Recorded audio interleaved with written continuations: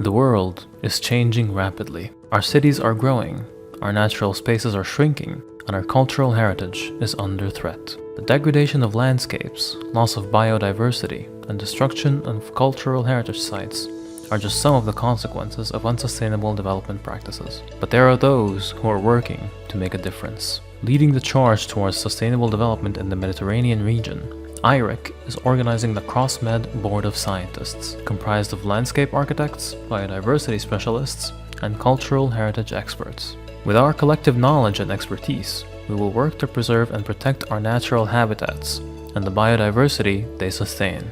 We aim to develop strategies to ensure that the Mediterranean's cultural heritage is respected and celebrated, while creating innovative designs to shape its built environment in a way that is sustainable and resilient.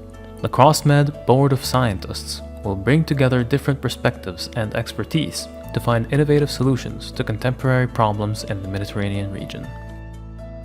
Our activities will span a range of academic activities that aim to educate scholars in the field and empower researchers, including workshops, seminars, and conferences.